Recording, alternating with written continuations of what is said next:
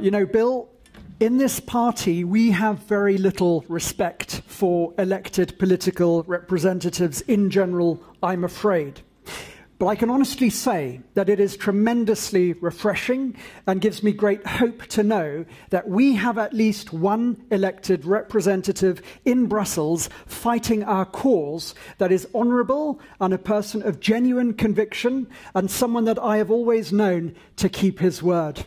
So it's really a great honour to have you here today, and thank you so much for coming with your team all the way from Wolverhampton and for encouraging and motivating us with what you just said.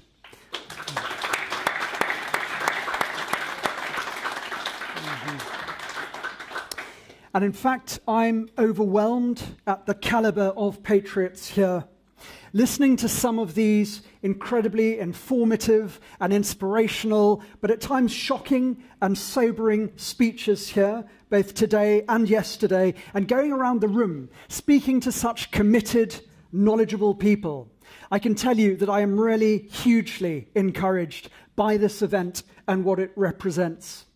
And I honestly believe that we have here in this room and within the leadership team of this party the makings of the very best team that I could possibly hope to see working together in order to bring about the counter-revolution that this country so desperately needs to wrest away power from these evil, evil people who have usurped our sovereignty and to return it to where that power properly belongs.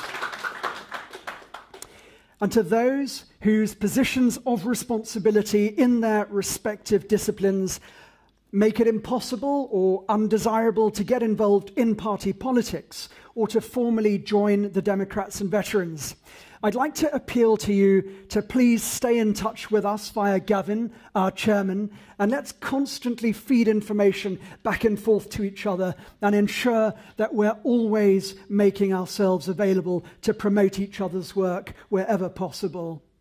And you know, while we are, of course, technically a political party, because we have to be registered as such to fight elections, the truth is we're really not party political either. We assemble ourselves together purely for the purpose of achieving the end of reasserting the sovereign will of the British people on their wayward servants in Parliament. And to those outside the confines of our party who are able and willing to work whatever differences there are between us, the fact is we absolutely need one another. We're much stronger working together, and the likelihood of us all getting what we want, getting our country back, becomes much more realistic.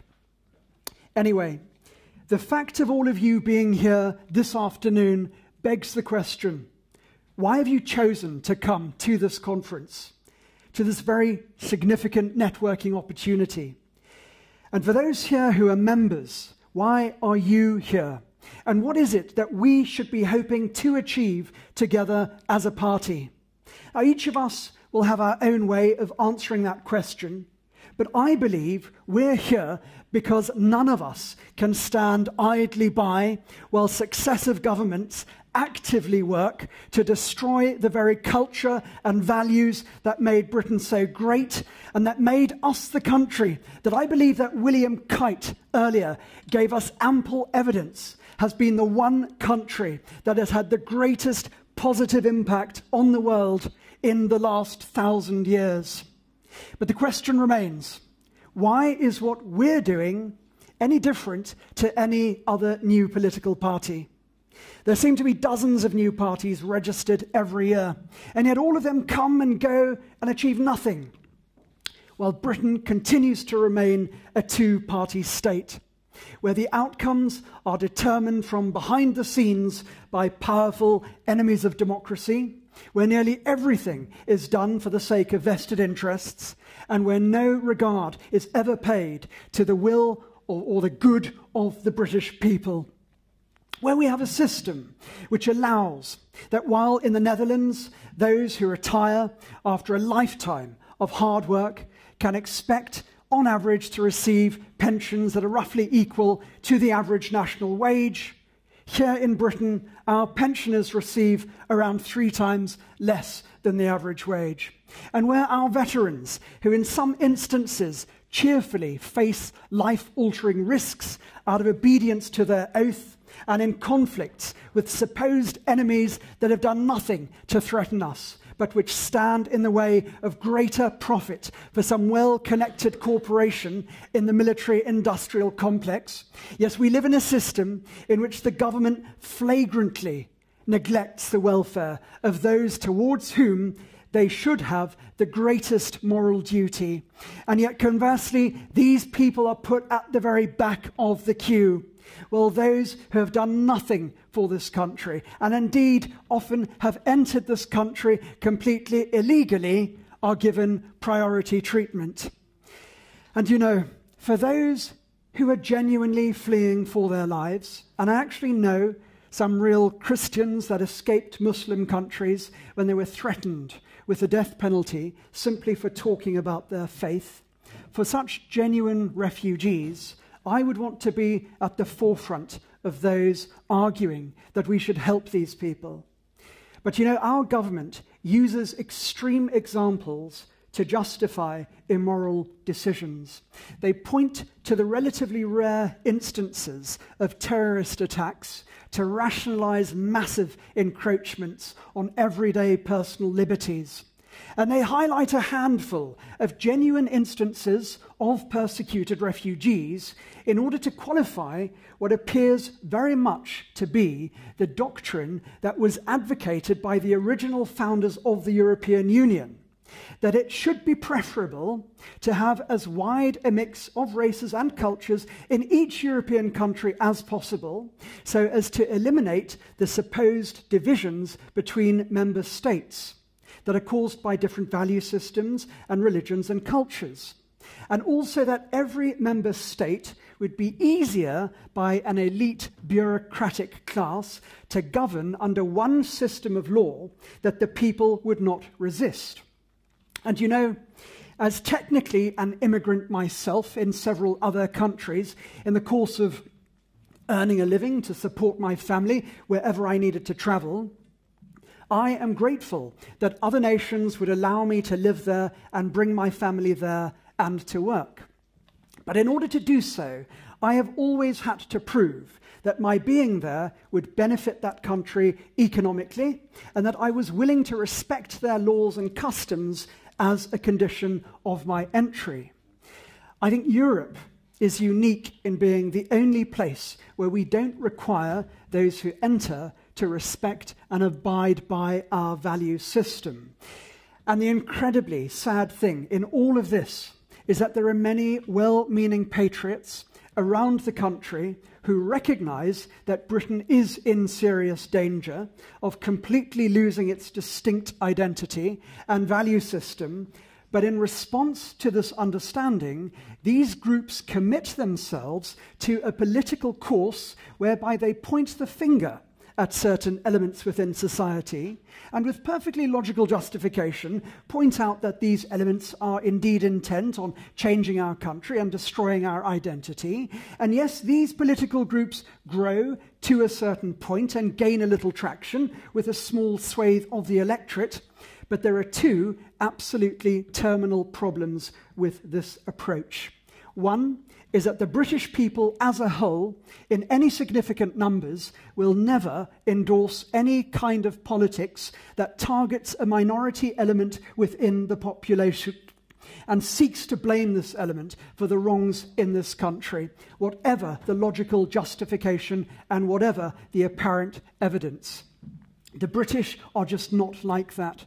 Granted, other nations have certainly gone down this path in the last century or so, but our national value system here in Britain will never, never allow this. But you know, even if this were not the case, there is a far greater problem with this kind of politics, and that is that it causes us to misidentify the real enemy. You see, it is entirely predictable that if you actively recruit those from conflicting value systems abroad into our country, and rather than ask them to subscribe to our value system, you instead tell them, don't worry, we're going to change our national values to accommodate yours, it is entirely predictable that they're going to say, okay, great, well, you can start by allowing us to broadcast our prayers through loudspeakers, or to marry more than one wife, or to circumcise our females, or whatever has gone on before in the countries that they have come from and the cultures that they have known. Indeed, it is because this is predictable and because this is the most effective way to erode our national value system as rapidly as possible that the megalomaniacs who call all the shots have actually enacted this very policy.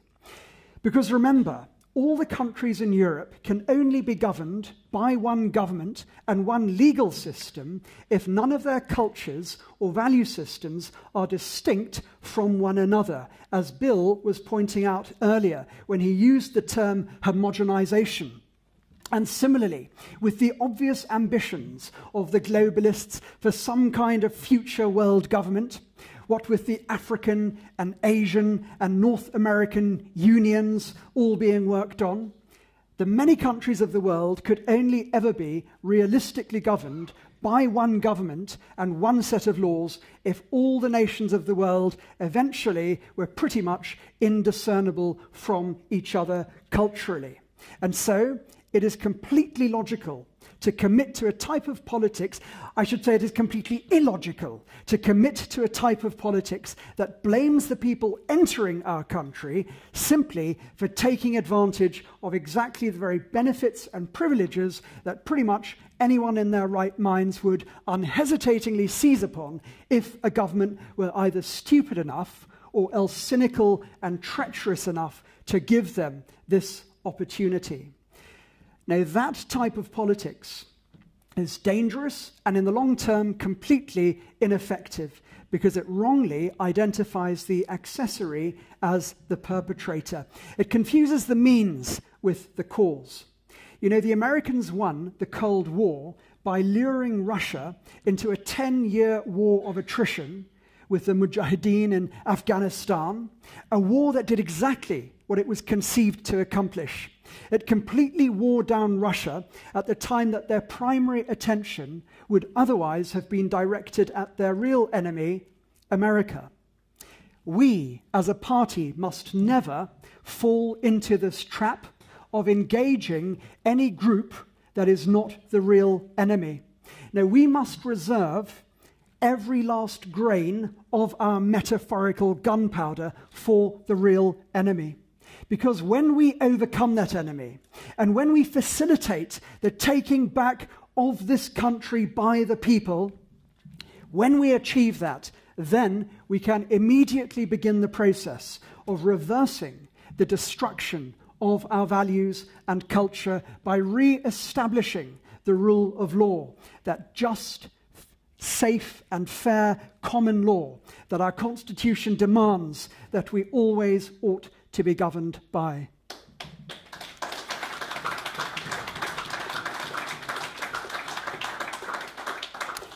And when we become the government, we won't have to be harsh or draconian with any one particular group. We won't have to punish anyone simply for having done what they were encouraged to do by previous governments. There is already perfectly adequate provision within the law to address this decline and to restore Britain to its rightful place as the one country on earth that will once again be renowned for the most impartial and uncompromising adherence to the principles of law and order. So let us please never forget the logic of this argument. When you see material presented by other groups that encourages us to seek to blame any one particular group, please remember to take a step back and see the big picture and recognize that all the damage that you are witnessing being done to this nation is being done by design by our own corrupt elites.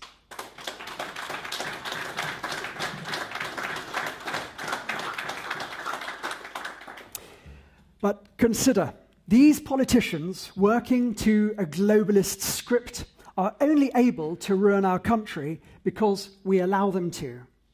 It is we, the electorate, who give them this control.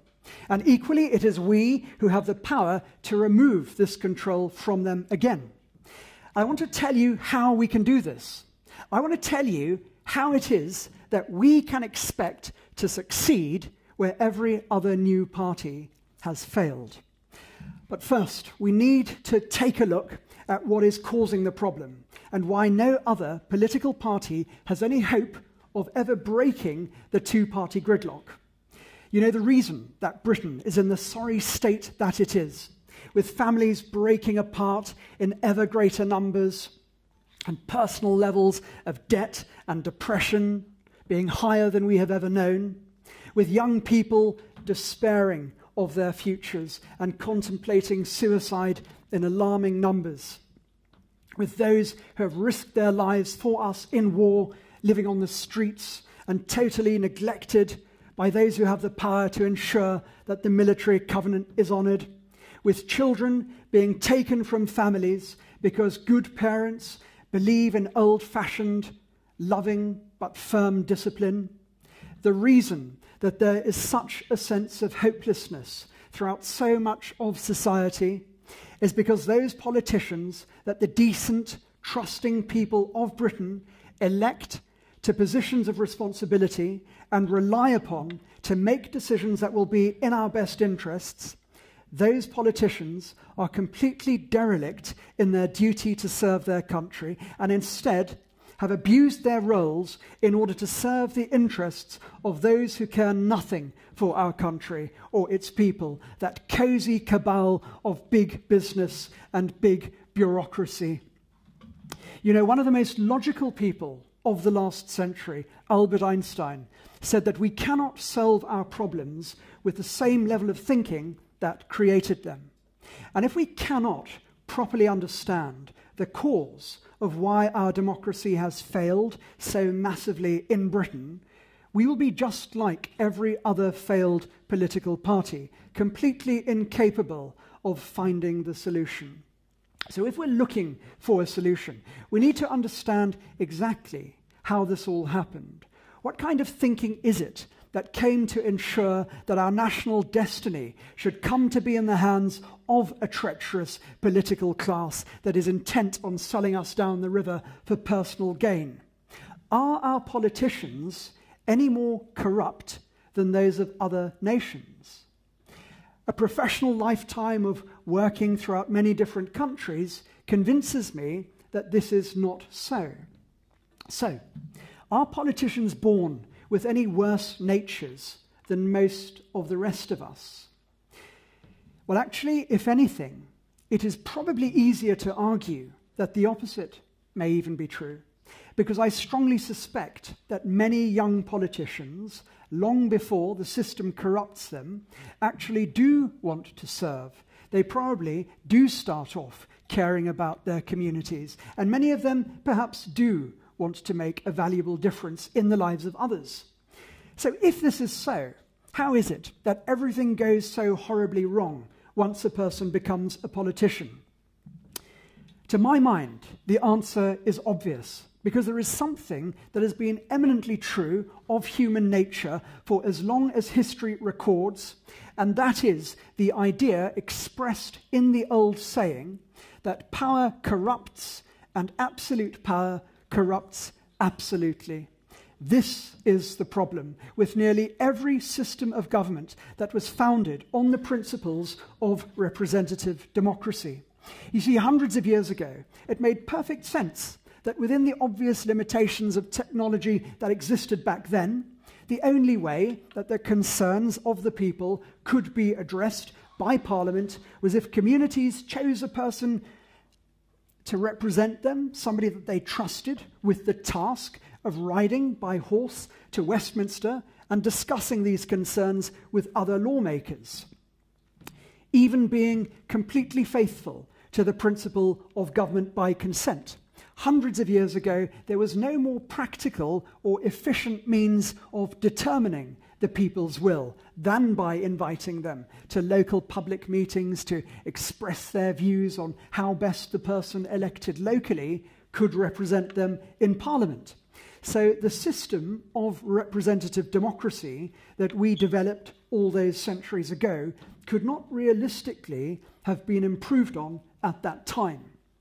And remember what Godfrey Bloom explained to us yesterday, that the application of law all those years ago was typically local in nature.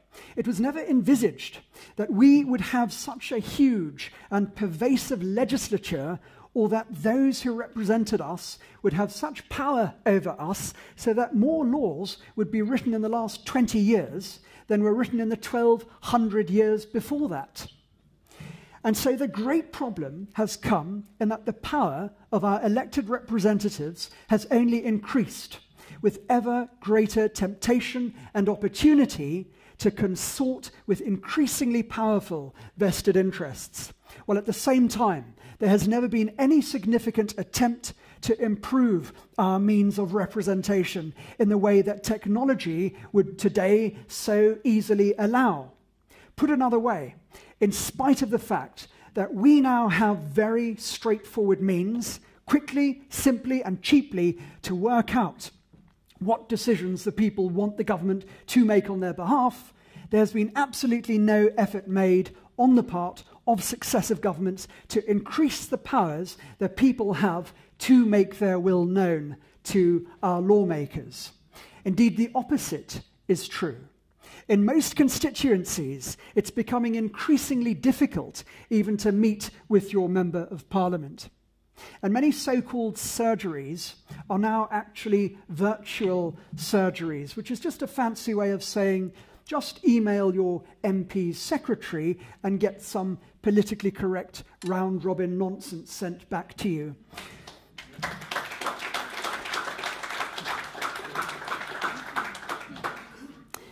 The reason that direct democracy will ensure far, far greater safeguards against our national decline than we have at present is not necessarily because the average member of the public is any more moral or responsible than the average politician. It's because there is nothing more dangerous and harmful than the concentration of power into the hands of a tiny, unaccountable elite that cannot be resisted. Certainly we may think we have the power to remove our corrupt politicians by voting out governments at the next general election. But remember, all that changes are party colours and a few new characters who appear on our television screens. General elections do virtually nothing, as William pointed out earlier, to change who holds the reins of power. We may replace a government, but it is the same civil servants, the same vested interests and party donors, and the same political advisors, all working to the very same agenda that continue to collude together to work against the will of the people. And you know, we may kid ourselves into thinking that if we formulate an amazing raft of policies that so completely outclasses the offerings of every other political party, that we can get elected ourselves to government and become the people that make all the difference and who change the course of our nation's history. But I'm afraid there are a number of terminal problems with this way of thinking. Firstly, there is nothing to stop the supposedly more electable established parties from analysing which policies are responsible for our growth in the polls and plagiarising those policies for themselves and simply dropping these policies once they get elected. And even if the other parties somehow miss this trick and we find ourselves elected to government, the sad fact of the matter is that notwithstanding what I hope are the completely genuine and heartfelt intentions of those in our party to be of genuine and uncompromising service to our nation today, the reality is that we're still human too.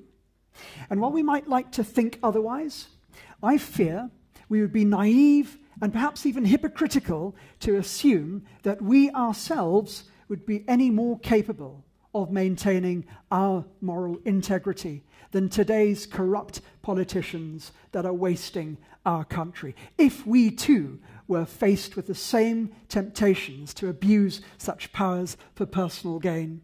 You see, it is not the people that are the problem, it is the system.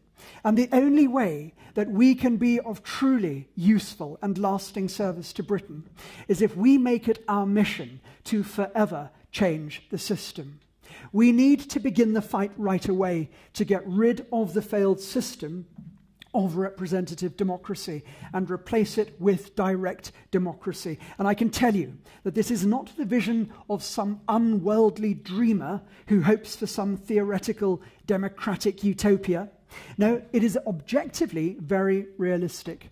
Imagine a party that within weeks of being formed, with nothing at all being known about it, already scoring second places in local council elections. Imagine a party within 5 months, with very few boots on the ground, scoring 27%, and again, a couple of months later, scoring 28%, and again, hopefully in about 6 weeks' time, actually winning a seat. And all this within just a handful of activists on the ground, and with very little time to prepare. And we're achieving all this because, notwithstanding the tremendous efforts and hard work of our small teams of volunteers, the fact of the matter is that direct democracy is an incredibly easy sell on the doorsteps.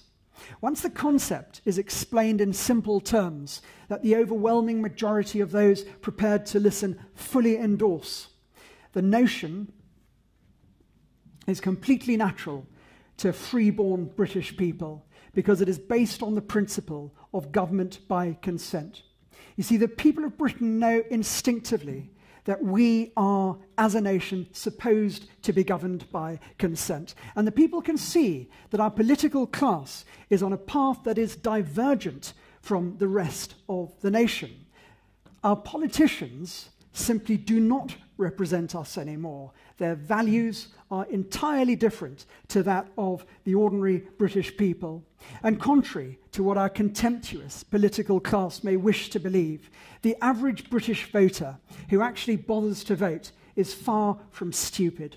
Granted, there are still far too many unthinking voters that vote the way others tell them to vote, but often that's because it's actually very difficult to discern any significant difference between the main parties.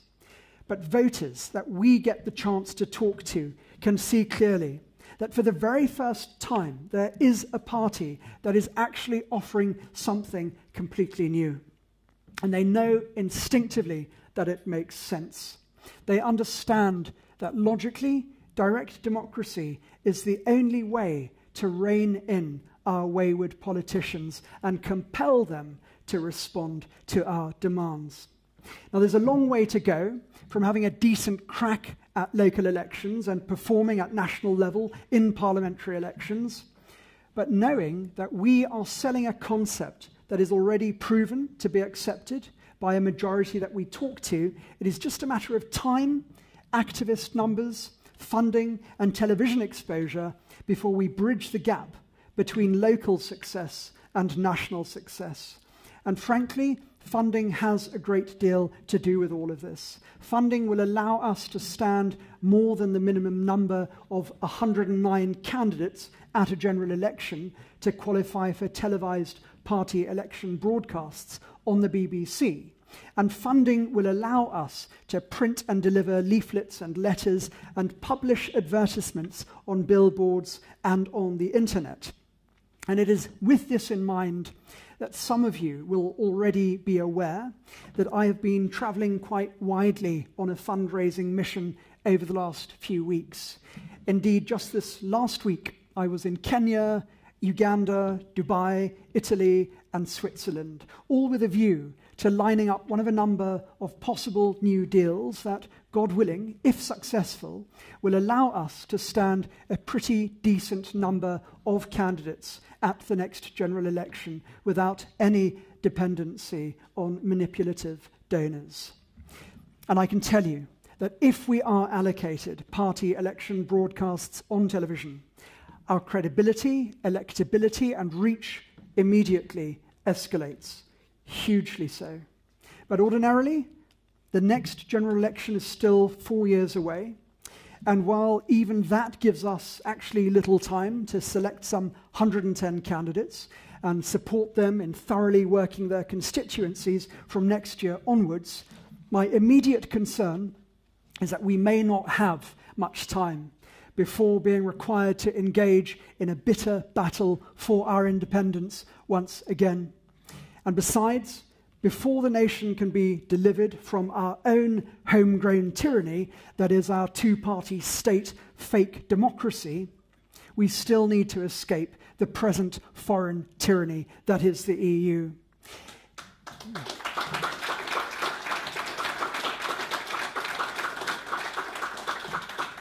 Do you know, it would be a naive mistake to trust the untrustworthy Tories and assume that this was indeed a fait accompli. Those who were here last night and had drinks in the bar next door will have noticed that one of the prominently displayed mottos on some of the crests were the words "Utrinque paratus," and some of you already know very well that this means ready for anything. And in contrast to the do everything at the last minute kind of attitude that characterizes certain other political parties, that particular motto, ready for anything, is absolutely central to our outlook as a party. And as such, I am determined that we should be ready to fight a snap general election next year, if necessary, an election that may transpire to be held in a cynical attempt initiated by globalist interests to thwart Brexit. And if we prepare for it and it doesn't happen, we've lost nothing. We've simply given ourselves a head start to make ourselves better known to our target constituencies for 2022. But if it does happen, we would be stupid to plan to fight that election alone, because there is widespread support amongst independent candidates and a number of small parties nationwide for a genuine Brexit. And some of you may recall that a few weeks ago I began talking about our plans to form a strategic alliance spanning across conventional political divides for the sake of the kind of unity that's necessary when the stakes are high, as they are right now. And to that end, I am delighted to be able to tell you that after a lot of back and forth with the good people at the Electoral Commission, in the early hours of this morning, actually at 3:42 a.m. precisely, further to what Sir William intimated earlier, we have completed our registration for a new cross-party coalition called the Brexit Alliance.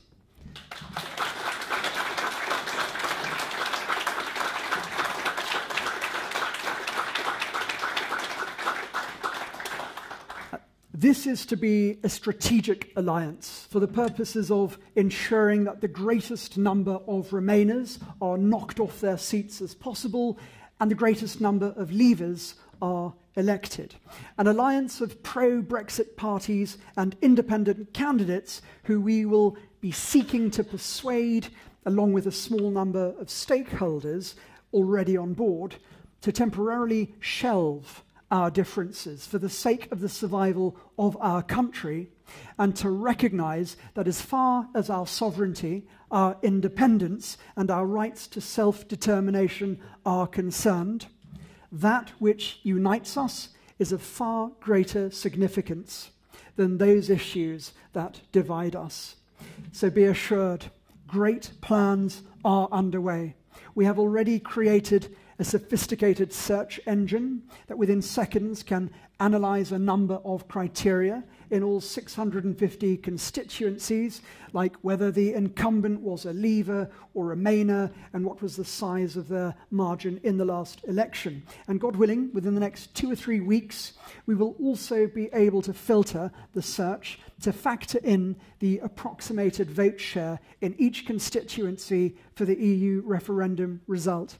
Now, what all this means is that we will be able to target constituencies intelligently and know where is most effective to direct our resources and to target recruitment in order to displace as many Remainers as our combined resources will allow. For instance, I can tell you right now that there are 20 seats in Britain where the Remainer MP won the last election with a margin of fewer than 2,000 votes. And with reasonable funding and coalition support, it'll be a relatively unambitious undertaking for a clearly branded Brexit alliance of parties and independent candidates to score enough votes in each of those constituencies to easily displace all 20 of these MPs. And who knows, when the country sees an unheard of cross-party unification and the putting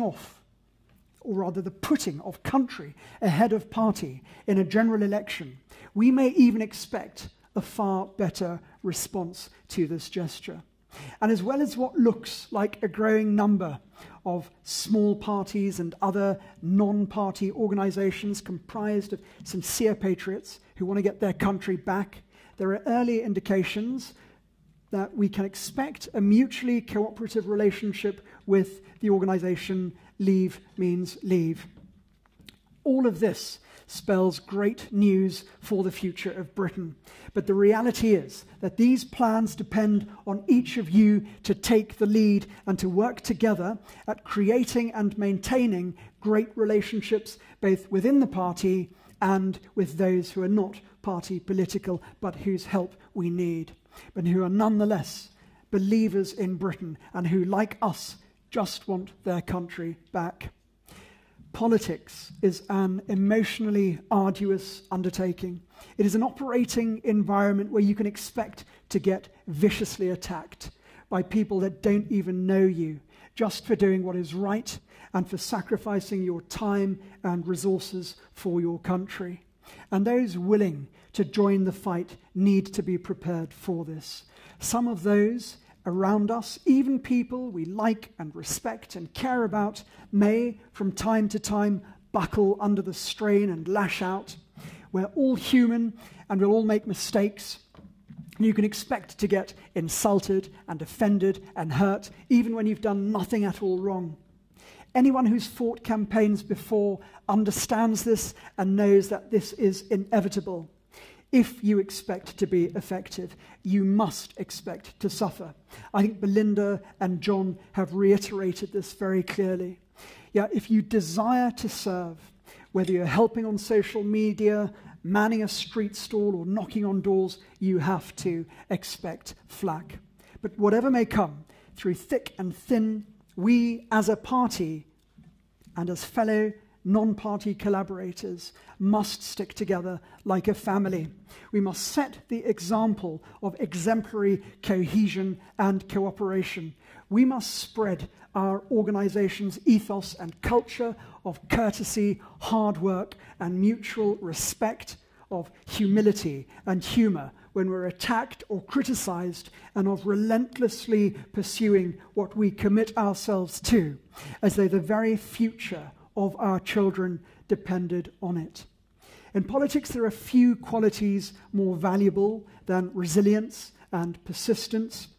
And in the end, the prize very often goes to the one who endures the longest, to those who are in it for the long haul and who finish the race. We stand at a crossroads, and from here, Britain's future is very far from certain. But looking around at this group of selfless, committed patriots, I can tell you that there is no better regiment of patriots that I would ever want to go into this kind of a battle with than those who have already answered the call and who are already fighting by my side. So to those of you who are not yet as fully committed as you could be, please give it everything you've got. Please resolve to deliberate long and hard as to what each of you can offer by way of service to our country. Because right now, perhaps more than at any time, Britain needs you. Thank you.